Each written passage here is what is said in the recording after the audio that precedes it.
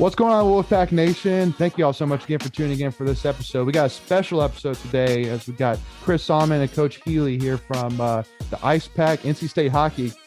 Chris, Coach, hope you all both doing well. We're doing great. Thanks for having us. Absolutely. You know, I will say I've been a guy that actually has played hockey since I was 7 years old, and I've always been a huge hockey fan. So to say I've been looking forward to this recording is an understatement for sure. So first wanted to kind of start off with, you know, obviously one of the things that is just fascinating and I love is, you know, just the name IcePack. Like, you know, it's like, you know, hearing on recordings or hearing on like ESPN when you guys played at Liberty and saying the NC State IcePack instead of the NC State Wolfpack. It's just so cool. And I love it. So wanted to kind of for those state fans who don't know, where did the name IcePack originally come from in terms of the idea and then the idea to really trademark that name? Well, you know, I don't know in some ways, I don't know if it was exactly by choice. Okay. You know, with a lot of the club guidelines that NC State has, being that we aren't part of the varsity athletic program. So frankly, NC State Trademarks Office makes you really have a clear delineation.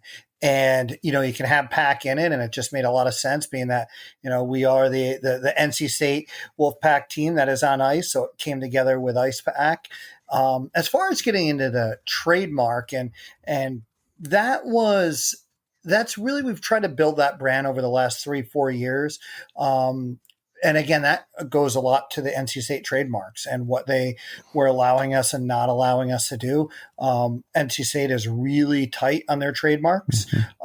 So in the approval process, and you'd have to have like club ice hockey team at NC State circling around the logo, and it'd have to go through this whole approval process. And then you're paying the university some of the trademark fees if you're selling any of that gear. So we finally just decided through our past president, Ian O'Rourke, myself, Mike Gazzillo, my predecessor, and Eric Todd, who's going to second year, that we really wanted to dive in and just create our own brand. And it's been a great avenue to go for us. It's enabled us to sell merchandise at the Red and White shop. Shameless plug, you can go pick it up off our website too. So it's been really great for us to help us build our brand. I'll be honest with you, I love Tuffy, right? We're on Tuffy Talk. I'd love to have Tuffy front and center on a sweater. I mean, how awesome would that be? Yeah. But it's not really in the cards with how trademarks works at the university right now. But I'm really proud of the brand that the boys have built. Yeah, it's one that, I mean, is known for sure. And I think is easily spreading like wildfire throughout Wolfpack Nation for sure. And so, Chris, you know, wanted to kind of ask, so just a little bit more about this side. So does the team get any funding from the university, or is it paid, you know, internally through donations? So we have our own dues for every player. It's anywhere from $1,000 to I think $1,500 per semester. So a lot of it will come from that, but correct me if I'm wrong, Tim, we might get a little bit from like the university, maybe just a little.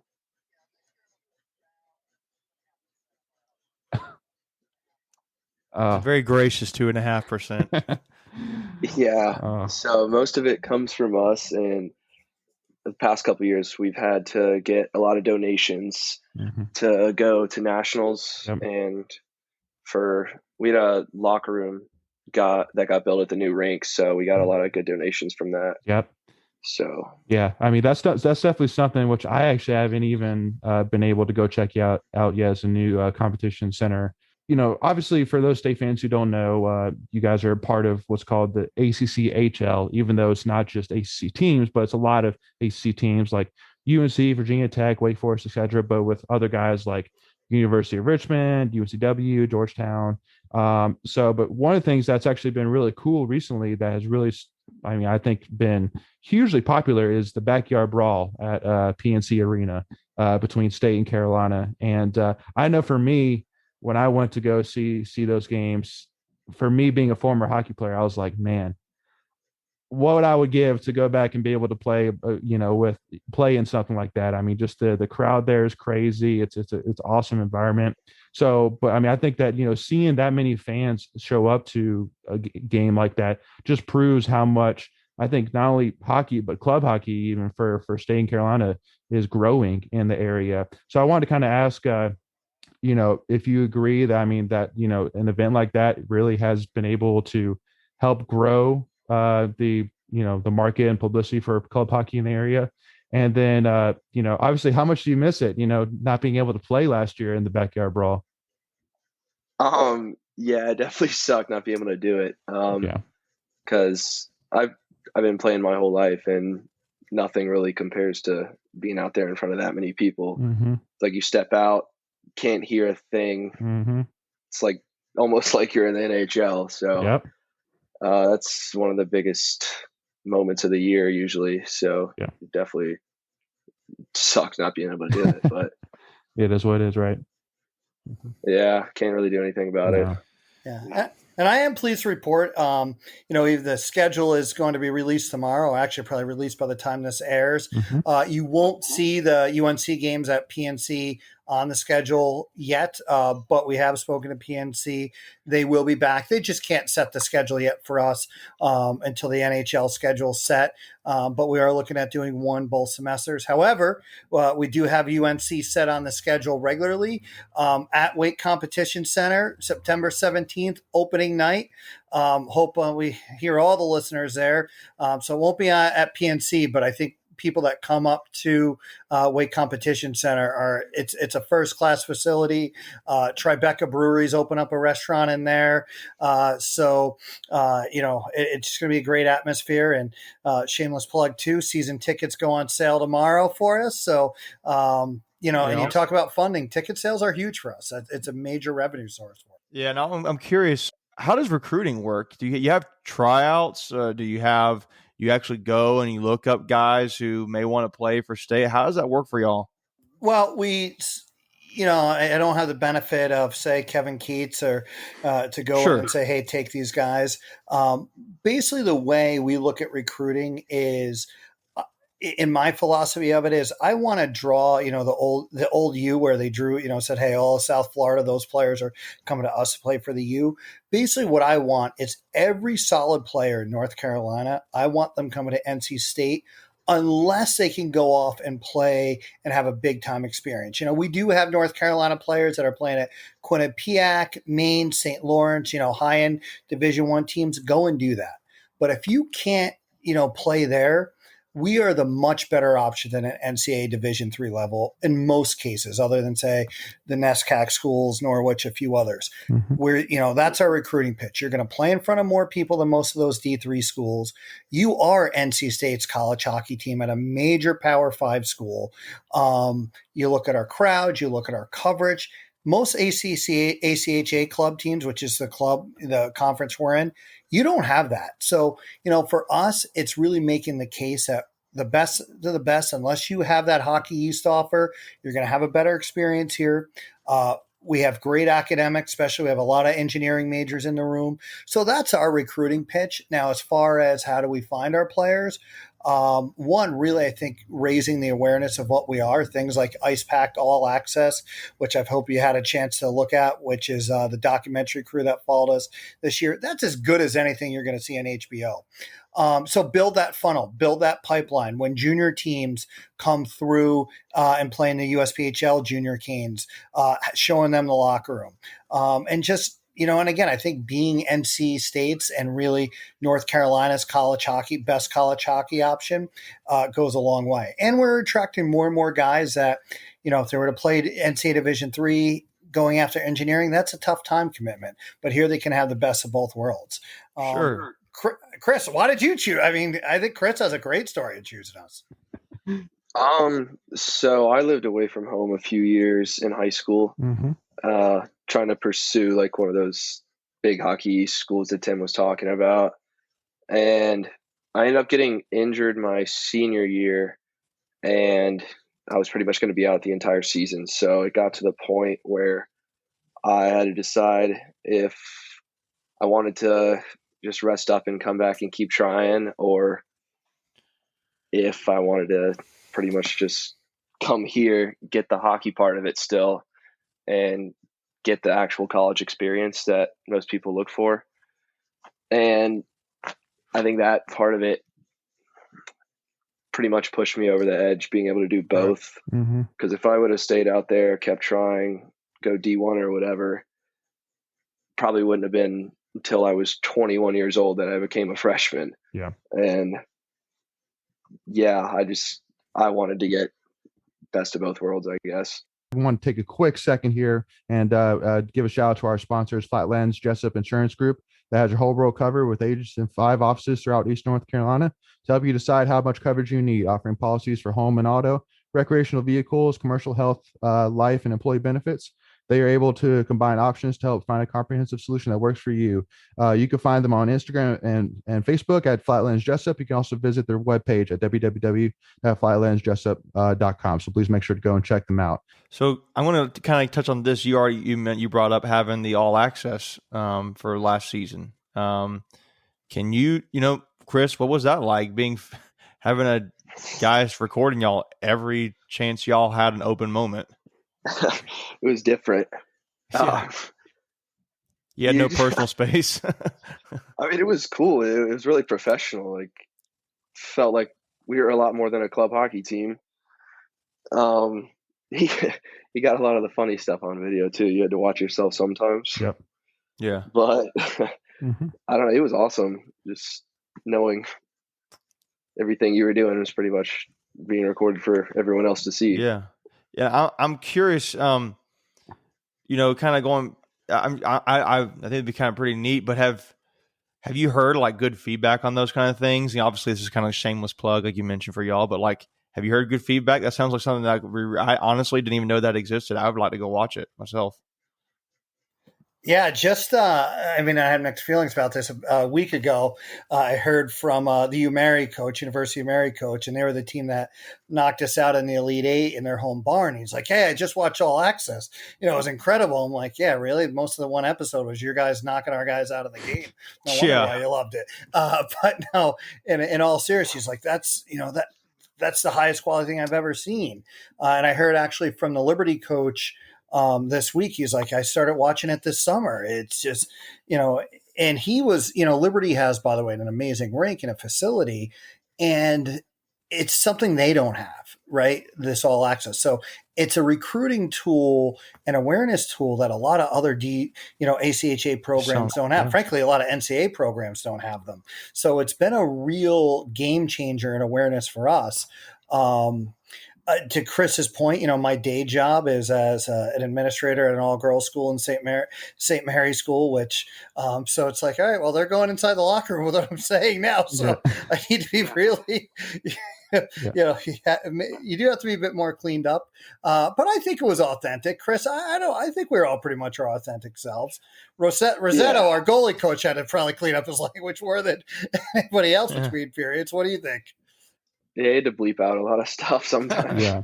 No, I will say, but over the last couple of days, I've pretty much watched all the episodes straight through, and I loved it. I mean, again, well, especially because with me, because to be honest, I was doing research and I saw y'all pop up, and it was something I didn't even know about until I just saw it on YouTube. And again, I don't know where you found those guys to record that, but it was so cool. And again, it was cool to see like the inside stuff that that a normal state fan doesn't see. Like you guys, being on the bus, it's like your bus breaking down. It seems like every single time you took a road trip, and it was great. Feedback from me, 5 stars for sure. It was awesome. One of the things that actually stood out to me was actually how the bus that you guys rode on, it looked like it was a Junior Hurricanes bus, which for those who are listening and don't know, so Junior Hurricanes basically like the youth organization that was run by the Carolina Hurricanes. And so do you guys have a great relationship with the Hurricanes, or what is y'all's relationship with the Carolina Hurricanes program? Well, as far as the junior program, all 3 of our coaches, myself, Alex Rosetto, Eric Mura all coach in the Junior Hurricanes organization. I have 2 daughters, so I'm on the girls' side, and one of the directors on the girls' side, which is how we end up getting access to that bus. Fully repaired and retooled for this year, and he's even going to have some IcePack branding on it, so we're pumped about that. Nice. And awesome. Then, and I'm pretty sure, Chris, you did too. Almost all of our players at some point played for the Junior Canes growing up. One of the big things that stood out to me is how many road trips that y'all would take. And not only just road trips, but long road trips, because, I know one of the guys that was on your schedule was Florida Gulf Coast, and you guys had to drive down for that. And so one of the questions I was kind of thinking is, I'm sure you guys had to leave a whole day or so ahead of time because you guys played a 3-game series in a weekend. So, how do you balance that? Is it like a lot of are there requirements such as, taking classes online in order to be able to do it? Or how does that work necessarily? No, it's pretty much, just figure it out on your own. It was a little easier last season compared to the year before where everything was in person and you had to get your notes or whatever to miss class. Mm-hmm. But no, it's pretty much just, you figure it out yourself. We have hotspots and stuff on the bus that we can use to do homework on the way, and guys will have to do some at the hotel when we're not playing. But yeah, you pretty much just got to do it. Let me ask you this question, just kind of general question. You mentioned traveling like that with the guys, and obviously you had the all access and you're a team. What's the culture like? How does NC State's culture on the hockey team different than how you may have seen you see other cultures for other club teams that you compete against? What makes NC State special in your opinion? It's a good question. Tim, what do you think? I don't know. I want to hear one of the captains answer that question. I think what I will say, I think the culture is really healthy. And I think actually, if you even go back to the very first IcePack episode this past year, you see the guys setting what their goals are for the year, and that's to win a national championship, which is a pretty audacious goal. And it's one thing to say it. It's another thing, in a lot of ways, we're 4 goals from that this year, right? Yes, we lost in the Elite 8, but we lost to the team that ended up winning it. So in theory, you take them out, and there you are. But the guys, they believe it, they work for it. And, I think Chris is being a little bit humble over there. The leaders set the culture. Chris is actually, he was an All-American this year, but you haven't heard him mention that yet, right? Our leading scorer, you haven't heard him mention that, right? He'll say his first thing is winning that national title. And so that sets the cultures. When you have those leaders at the top, John Cooper, who was on Spit and Chicklets last week, said, bad teams have bad leadership on the players in the locker room. Good teams have good leadership out of the coaches in the locker room. Great coaches have great leadership out of the players in the locker room. And we're really lucky. We have great leadership in that locker room, and guys that are committed to a goal and set the tone. Yep. Yeah. Yeah. It's definitely evident when you watch like the all access, the push of leadership. And that's one thing I do, definitely give you hats off too on coaches. It's definitely evident that, you basically put it in the players' hands. I love the statement that you made about, okay, now you said what you want to do. So now it's up to you to go get it done. All that we're here to do is basically to keep you accountable and to remind you of what we're here to do. But at the end of the day, it's, you guys have to go get it done, which is, I thought it was a perfect way to say it. But I do have to ask though. So, can we expect an all access season 2 for this upcoming season? That is 100% going to happen.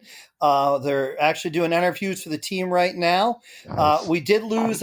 We lost 2/3 of the team. Chris's suite mate there, Harrison Green, actually got picked up by the UFC. So he's out with the UFC right now. And Harrison Eaton, who was the high school intern, he's actually out at App State. Chose App State over NC State, which was a little bit soul crushing. But basically, what they offered him and working with the football program through the body of work that they did with us was too good to turn down for him. Chris, any new suite mates that can help us with this? I'm all out. Tapped out, coach. Get it? Tapped out. Yeah.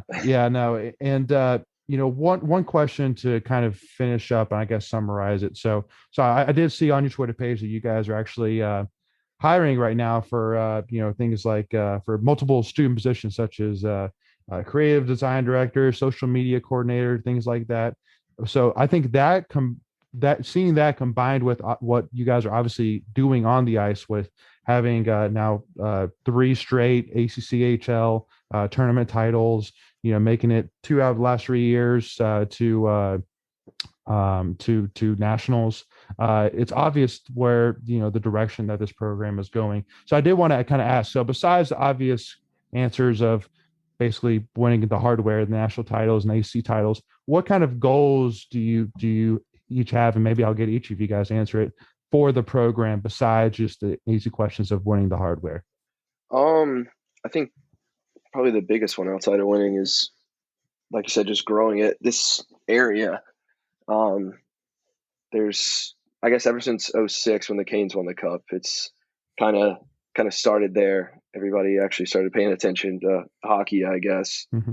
And I think one of the biggest goals we have is, as like I'm getting older and most of our core group is kind of getting older too. So we want to not just leave it in good hands to the guys that are already on the team that are younger, but with all access and everything, we want to kind of put I don't know what the word is, leave a good impression on the younger kids in the area. Mm-hmm.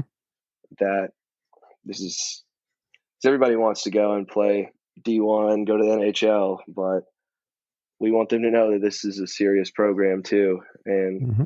It's a good way to go. Yep. And you, Coach, do you have anything to build off of that?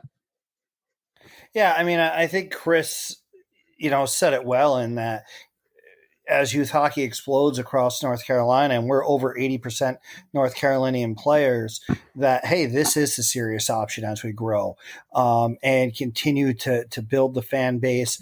And I'll be honest, from a business standpoint, as we grow and chase these goals of national titles, like the program is more expensive to run too. So, and we don't want to be in the position of having to do fundraisers every time right before we go to nationals. So, growing that fan base, growing, getting a more firm. We have a great alumni base, but getting them more organized, more professionalized in their approach, because they do want to support us. I mean, that's who funded the locker room, an alum from the class of 03.